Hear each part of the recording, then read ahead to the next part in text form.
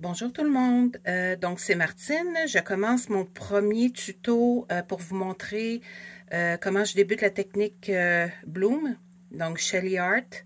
Je débute avec la préparation de la peinture qui va servir de coussin, on va dire, là, la peinture de base. Alors, j'ai versé la peinture intérieure 100% acrylique dans des verres comme ça parce que je trouvais que la peinture était un petit peu trop liquide. Donc, je l'ai laissée toute une nuit à l'air libre pour qu'elle puisse s'épaissir un peu. Donc là, je vais vérifier si la peinture laisse une trace d'environ 3 à 4 secondes. Donc, pour vous parler de la peinture intérieure que vous achetez dans les quincailleries, très important quand vous prenez la peinture de ne pas la faire brasser par le détaillant parce que vous allez avoir une introduction de bulles qui est pratiquement impossible à se débarrasser complètement. Donc, vous devez la brasser vous-même, tranquillement. Et donc, c'est ça. Donc, ici, ma peinture laisse une trace. Je ne sais pas si vous voyez, là, c'est difficile un peu avec mon éclairage. C'est pas vraiment au top ici, là. Mais je trouve que c'est encore trop liquide. Donc, vous voyez, la trace disparaît après une seconde, là. Je vais quand même l'utiliser pour vous montrer un petit peu ce que ça peut donner, là, mais c'est pas idéal. Donc, je rajoute une partie à mon vidéo parce que j'ai oublié de vous montrer comment je mélange mes peintures. Je vous ai donné certaines informations à travers les vidéos, mais il me manquait des informations importantes, en fait. Donc, je pars avec ma base, pas ma base, mais mon milieu de pouring qui est fait à partir d'une peinture intérieure qui est une base non teintée, donc une base pour les peintures foncées. Donc la raison est que la base de peinture foncée n'a pas de blanc d'ajouter à l'intérieur. Contrairement à une base pour la peinture qui est je dirais, plus pâle, souvent, ils vont mettre du blanc dans la base, ce qui va finalement atténuer les couleurs de votre préparation. Alors, c'est une base foncée de peinture au latex intérieur et je mélange dans une proportion de 3 de base foncée à 1, donc 3-1, pour ajouter ici, je ne sais pas si vous voyez bien, du vernis. Donc, c'est la compagnie Minoax polycrylique lustré. Donc, c'est un vernis à base d'eau. J'ai mis, en fait, parce que c'est déjà préparé, là, j'ai mis une partie de vernis à 3 parties de base. De la peinture de base. Donc, ce que je fais, c'est que je ne mesure pas vraiment, là, mais je peux peut-être essayer de mesurer en prenant 3 parties comme ça. 1, 2, 3. Ah, c'est pas super précis, là.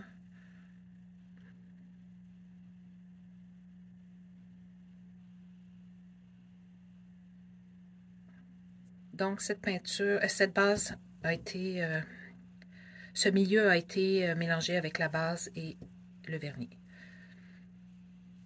Donc, je vais vous montrer avec le pigment ce que ça donne. Alors, encore là, j'y vais à l'œil. J'aime quand c'est très pigmenté, donc j'en mets quand même pas mal.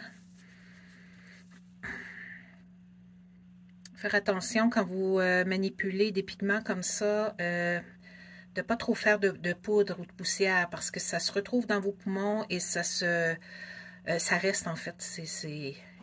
Idéalement, il faudrait mettre un masque protecteur. Je vais essayer de me reculer un peu et de ne pas trop m'approcher s'il y a des pigments qui se retrouvent un peu dans l'air.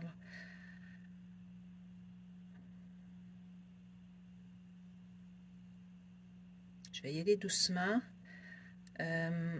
Vous allez voir, il y a plusieurs façons de brasser des pigments, de mélanger les pigments. Souvent, certains vont prendre juste le vernis. Une petite quantité de vernis rajoutée au pigment va aider à les disperser. Bon, moi, j'ai pas pris peut-être la meilleure façon. Ça va être un peu plus long à brasser, mais je les ai mis directement dans mon mélange. Je vais tout de suite fermer ça.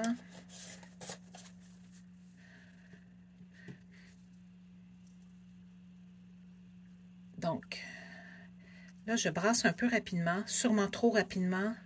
Là, ce qui arrive, c'est qu'il va y avoir de l'introduction de bulles.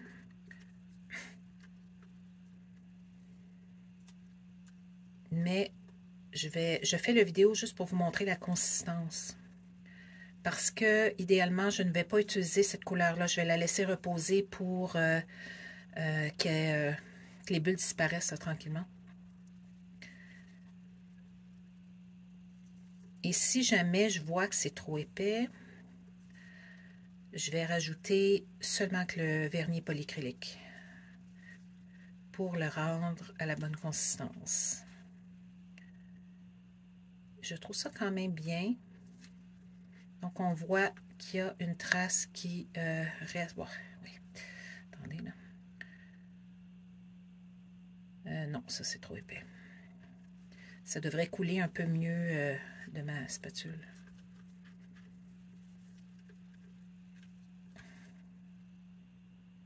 Il manque pas grand-chose. Donc, en fait, je vais prendre le vernis polycrylique et je vais en rajouter un petit peu, comme ça. Je le fais vraiment à l'œil.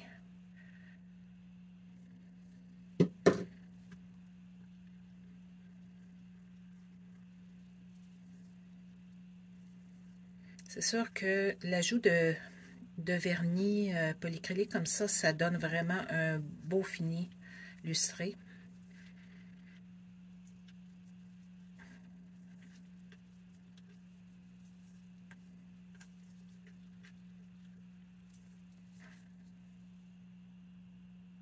Oui, ça, j'aime la consistance ici, là. Donc, ça s'égoutte quand même relativement facilement de ma cuillère, ma spatule, mais c'est ça, la trace reste 3-4 secondes. Et c'est sûr qu'à force d'en faire, je le sens juste en brassant, si c'est la bonne consistance ou non. C'est possible que après l'avoir... Bon, je vais le couvrir là, pour le mettre de côté. Mais ça se peut que ça épaississe un petit peu avec le temps. Donc, si je vois juste avant utilisation que c'est trop épais, je vais rajouter un peu de vernis.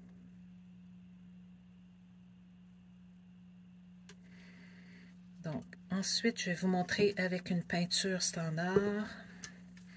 Donc, Amsterdam, ici, j'ai jaune Naples foncé. C'est sûr que cette peinture-là, elle est opaque et très pigmentée. Donc, elle va épaissir assez rapidement le mélange. Donc, je vais encore à l'œil. On va essayer avec ça ici.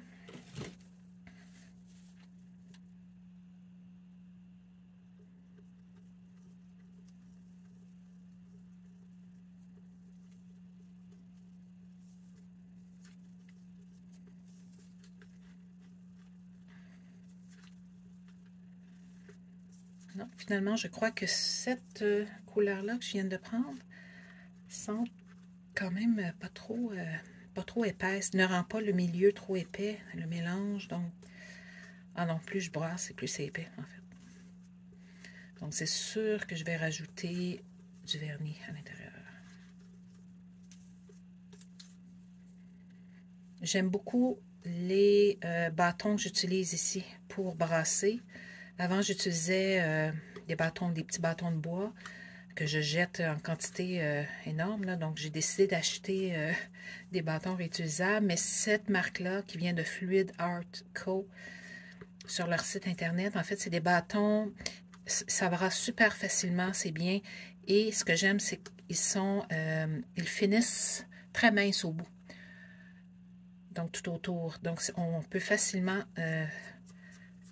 frotter la peinture sur le bord du contenant et ça soulève bien. Donc, ça se mélange bien. Surtout les pigments, là, ça va très bien. Alors, naturellement, c'est trop épais, comme vous pouvez voir. Alors là, je vais rajouter vraiment plus de vernis. Je dirais même encore. Tiens, comme ça.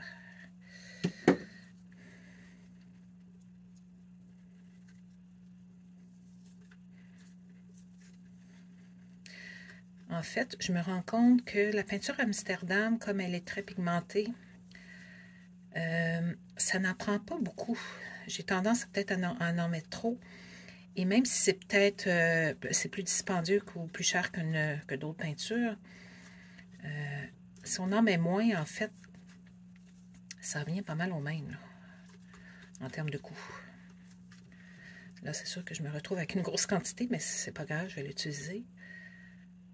Ah, là, ça c'est bien. Oui, ça c'est bien. Donc, la consistance est bonne. Alors, voilà. Donc, ça complète le petit tuto pour la préparation des couleurs. Bon, alors, je débute la technique. J'ai utilisé une tuile de 6 par 6 en céramique. Ça peut être n'importe quelle surface, que ce soit du verre ou d'autres types de surfaces dures, là. Si vous utilisez, par exemple, une surface en bois, il va falloir traiter la surface avec un gazot. Donc, c'est ça. Ma céramique est là. J'utilise ici c'est super pratique. C'est un tapis en silicone qui adhère, en fait, qui aide aussi à adhérer la tuile. Et la peinture s'enlève super facilement, même si elle est sèche. La seule place où j'ai trouvé ce type de tapis-là qui avait la forme de ma table tournante, c'est sur le site internet Fluid Art Co.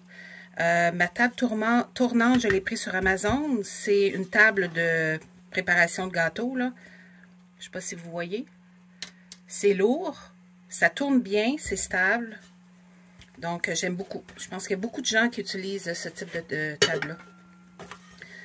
Alors, je mets mon tapis en silicone qui adhère aussi. Quand je le lave, je laisse un peu l'eau en dessous. Des petites gouttelettes d'eau, ça aide, on dirait, à coller sur la table tournante. Donc, je la centre. Et ce qui est bien avec ce tapis-là, c'est qu'il y a des lignes qui me permettent de bien placer au centre et d'enligner ma tuile sur les lignes. Parce que ce qu'on veut, c'est quand ça tourne, que le point central ici reste assez central, sinon la peinture va décaler un peu. OK. Ensuite, j'ai pas tout à fait fini de préparer mes petites peintures. OK, donc la technique de Bloom de Shelly Art, c'est 3 couches qu'on met. Les 2 premières couches ont sensiblement la même consistance, plus épaisse un peu que les autres techniques de pouring. Donc, je commence avec la première. Donc, peinture intérieure, 100% latex. J'ai dû faire beaucoup d'essais où j'habite ici au Québec, en Gaspésie. Je n'avais pas accès aux peintures, aux marques de peinture que je voyais sur Internet, là, sur YouTube. Donc, j'ai dû acheter dans les quincailleries près de chez moi certaines peintures. Et c'est ça. Juste, je les ai essayées jusqu'à temps que je vois que ça fonctionne quand même bien. Donc, je vais mettre la couche de peinture. Le but ici, c'est de faire une espèce de coussin qu'on appelle, qui est un peu plus épais vers le centre que l'extérieur. Donc, ceci va permettre aux couches de peinture de bouger ensemble. Donc, de se déplacer sans trop se déformer. Bon. Elle est un petit peu trop liquide à mon goût. Et là, ce que je fais, je vais juste taper la tuile. Ça, c'est pour enlever les bulles que je vois.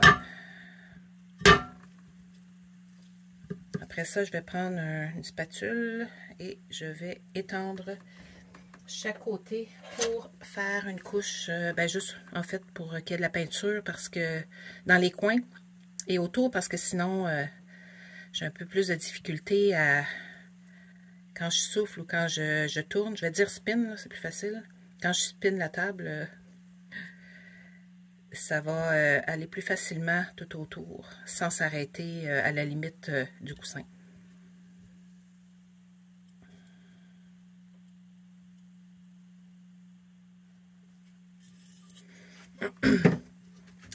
Alors, je vais commencer à appliquer, à mettre de la peinture. Ça peut être... La seule peinture que je ne mets pas en premier, c'est de la peinture qui est, comme par exemple le bleu de Prusse. C'est une peinture qui est pas opaque, donc qui est transparente. Et quand on achète, moi j'aime beaucoup travailler avec la marque Amsterdam parce que il y a beaucoup de pigments, donc très pigmenté. Ça fait toujours un beau fini aussi. Donc, c'est le bleu de Prusse. Vous avez ici un petit carré. Ah, bon, avec la peinture dessus, là, c'est difficile à voir. Vous avez comme un petit carré vide ici. Ce carré-là dit que finalement, c'est transparent. Et si la moitié est remplie... Oh, attendez, je vais essayer de focuser. Si la moitié est remplie, c'est semi-transparent. Et si c'est complètement rempli, c'est opaque.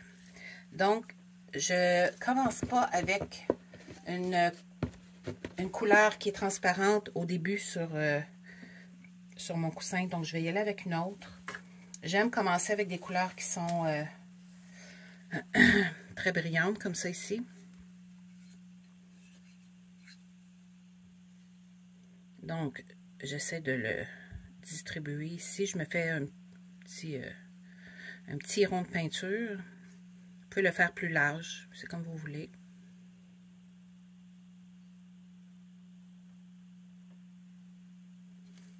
Les agencements de couleurs là, font vraiment la différence aussi sur le résultat. Donc, vous pouvez avoir les mêmes couleurs, les agencer ou les superposer différemment. Le résultat ne sera pas pareil. C'est pas parce que vous n'avez pas les bonnes couleurs ou c'est vraiment une question d'agencement. Donc, quand j'ai une couleur ici brillante, ou en français, je dirais peut-être plus hérissée. Iridescente, en tout cas. Je vais... oups, il me manque une petite cuillère. Je vais prendre la spatule ici, je vais mettre la couleur.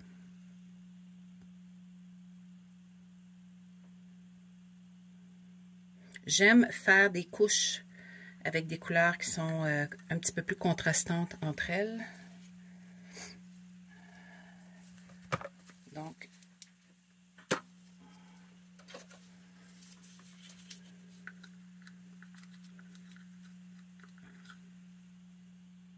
c'est un peu dur à voir, celle-là, il n'y en a presque plus. Là. Je vais vous en montrer une autre avec la bonne consistance, qui est plus facile à voir.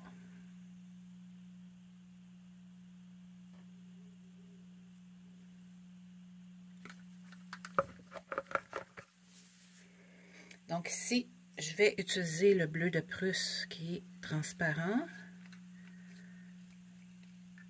Est-ce que vous voyez ici la consistance? Elle est un peu plus crémeuse qu'une autre technique d'acrylique fluide, là. Elle laisse une trace d'environ peut-être 1 à 2 secondes. Non, peut-être un peu plus 3 secondes en fait. Parce qu'en principe, la couche de coussin et les préparations de couleurs devraient avoir plus ou moins la même consistance. Donc, j'ai remarqué que si j'avais justement une trop grande différence de consistance entre la peinture de base ou le coussin versus les couleurs, ça pouvait entraîner des fois une crazing qu'on appelle. C'est comme des cracks ou des séparations lors du séchage. Donc, je continue. Je vais mettre une couleur or. Je vais mettre dans la description du vidéo les produits que j'utilise, les couleurs, les marques.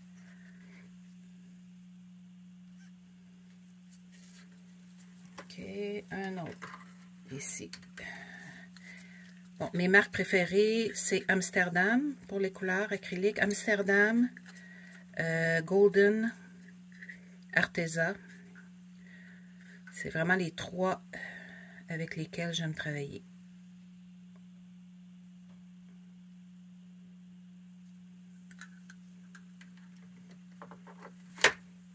Donc, j'utilise ici. Donc, vous voyez, je ressente un peu les couleurs, là, pour que ça soit un peu plus uniforme. Donc, j'utilise ici un activateur cellulaire, ce qu'on appelle un Cell Activator CA, que vous voyez sur des sites, des vidéos anglophones. Qu'est-ce que c'est, en fait? C'est qu'on utilise une peinture. Idéalement, je vous dirais qu'Amsterdam donne les meilleurs résultats, là, étant donné que c'est très pigmenté. Donc, on utilise un ratio de 1:3, donc une partie de peinture et 3 parties d'un produit qu'on appelle Floetrol. Moi, j'utilise celui qui vient de l'Australie parce que cette technique-là a été comme développée en Australie, entre autres. Et puis, j'utilise ce produit-là et c'est vraiment, vraiment un super produit pour faire des cellules. Donc, vous voyez, c'est vraiment plus liquide que ma peinture de base ou mes couleurs. Donc, dans le fond, le principe, c'est, étant donné la différence de densité là, entre la peinture ici, donc l'activateur cellulaire et les peintures en dessous d'elle, avec le soufflage et le spinning, va créer justement les cellules.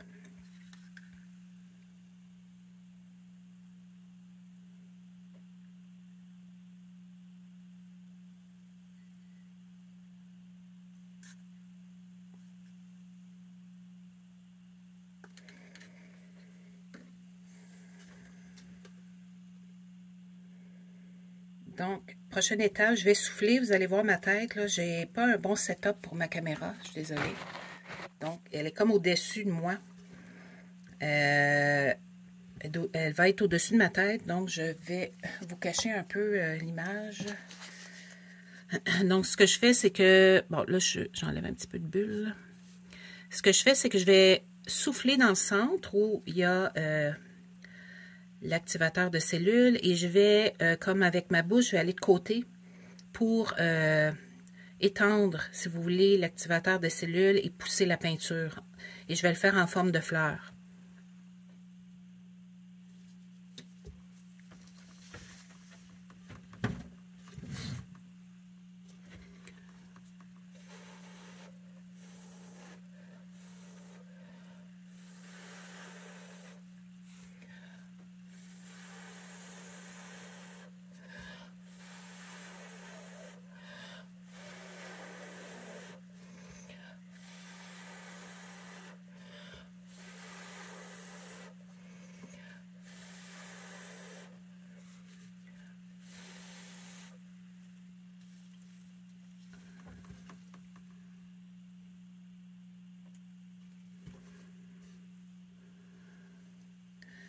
Bon, ici, c'est pour ça que je trouve que ma peinture de base, elle n'est pas assez épaisse.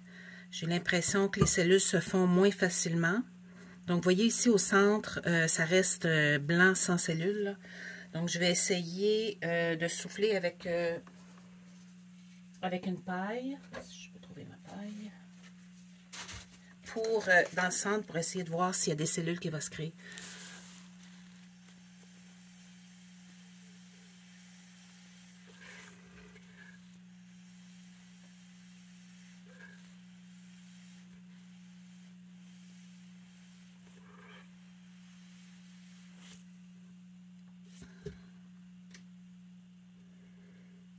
Bon, je pense pas de pouvoir faire mieux, là. En tout cas, on va... Ensuite, avant de spinner la table, je vais pas qu'est-ce que ça va donner, là, c'est un peu décalé sur la tuile. Je vais utiliser un outil comme ça. Donc, ça peut être n'importe quel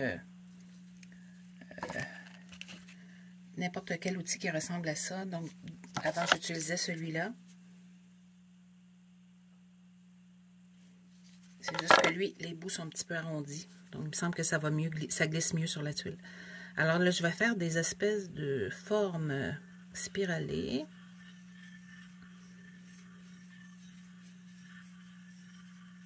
Et je vais partout, même où il y a les cellules. C'est ce qui va faire les cellules étirées un peu, là, qui fait une forme de dentelle, si vous voulez.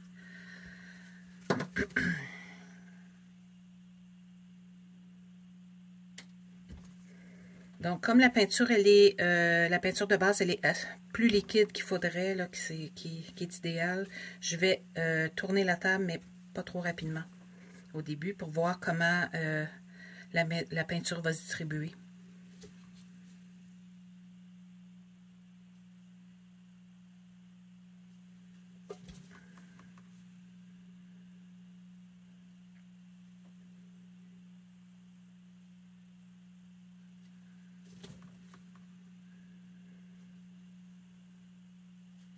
Donc, je tourne des deux côtés.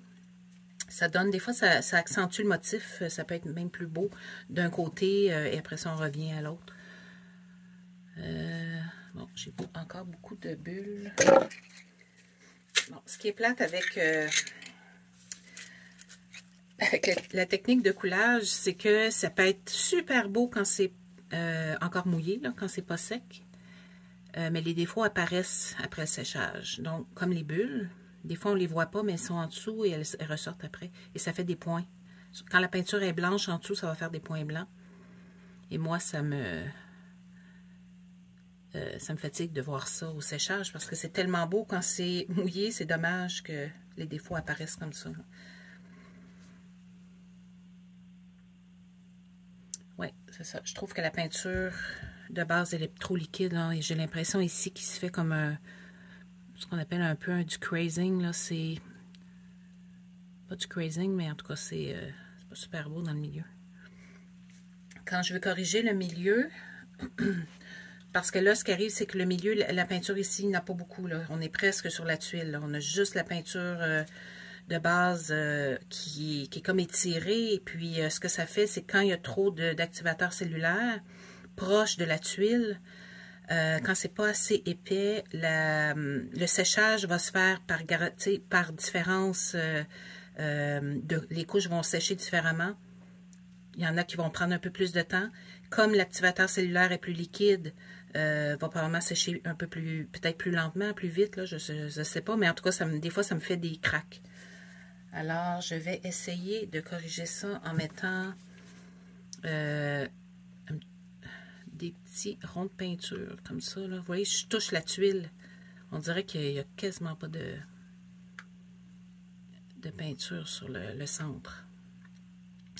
Alors, quand la couche de base est plus épaisse, ça évite ce problème-là, là. Puis, le fait que c'est bon, c'est un petit peu plus liquide que je veux, et puis, j'en ai peut-être pas mis assez aussi au départ.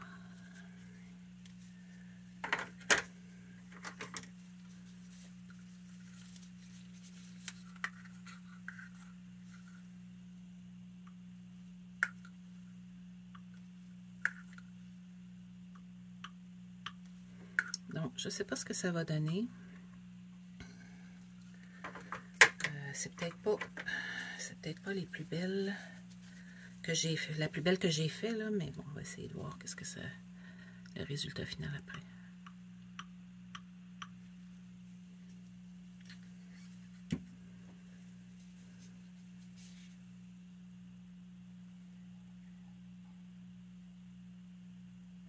J'aime beaucoup utiliser les peintures iridescentes. Je trouve que ça donne un peu de... Ça donne de la profondeur. C'est vraiment plus beau que juste des peintures qui sont un peu plus... pas mat, là, mais normal. C'est sûr que dans la préparation du milieu je ne l'ai pas mentionné, là, mais j'utilise une peinture intérieure c'est-à-dire une base. Donc, c'est une peinture qui n'a pas de teinte dedans, qui n'a pas été teintée. La meilleure marque, c'est pour faire ça, c'est vraiment la Behr, B-E-H-R, mais je crois que c'est une peinture qui est surtout disponible en Amérique du Nord. Là. Je ne crois pas qu'il y en ait en Europe. Donc, il faut trouver une base foncée qu'on appelle, donc une base qui est prévue pour être teintée avec des couleurs foncées. Pour éviter que dans la base, il y ait déjà une teinte blanche. Parce que quand on prend une base pour des peintures pâles, souvent ils vont mettre un peu de blanc dedans. Et ça va comme tout atténuer les couleurs.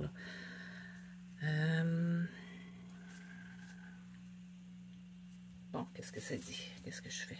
Je vais tourner plus. De toute façon, je crois pas que ça soit que je puisse faire grand-chose de mieux, là.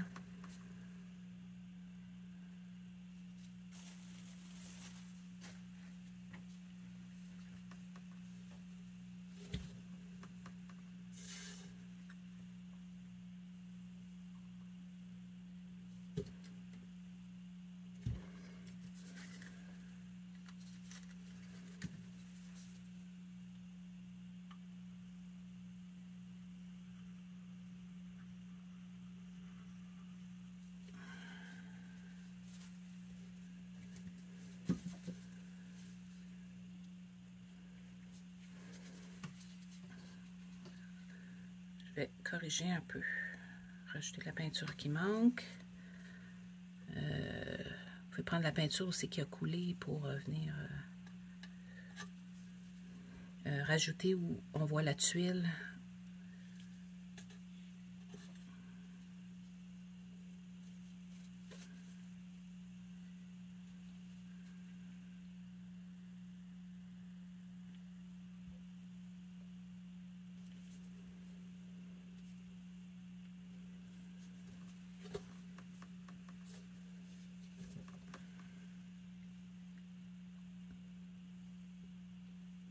Oui, tout ce côté-là ici est comme trop étiré. Ça s'est trop étiré rapidement parce que la base était peut-être un peu trop liquide.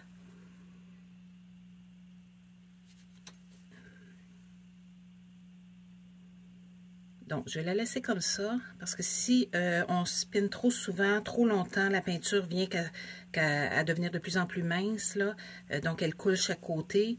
Ici, on n'en a pas mis assez au départ. Il risque d'avoir des cracks au niveau de l'activateur cellulaire là, qui se faufile, là, par exemple, à travers ici. Ou moi, quand je passe mon bâton, ma tige, je crée comme un genre de petite crevasse, là, si vous voulez, là, tout le long. La peinture devrait comme refermer dessus, mais ça arrive des fois qu'en séchant, ça s'ouvre un peu. Donc, idéalement, soit pas faire attention, soit d'avoir assez de peinture ou de... Idéalement, ce serait de ne pas peser jusqu'à la tuile. Mais bon, souvent, je le fais comme ça, là. Vraiment, j'y vais là, directement sur la tuile. Je sens la tuile en dessous de ma tige. Mais la plupart du temps, par exemple, ça fonctionne, là. Donc, j'essaie de vous montrer... en fait, ce que je vais faire, ça va pas super bien avec la vidéo. Je vais vous montrer avec le téléphone, mon cellulaire que j'utilise pour faire un gros plan sur le laçage et les cellules. C'est pas super top là au niveau de la qualité des cellules, donc il n'y en a pas assez. Je vais revoir un petit peu la consistance ou utiliser une autre base pour vous montrer quand ça fonctionne bien, là, ce que ça donne. Alors, j'arrête la vidéo ici, donc on se revoit. Merci.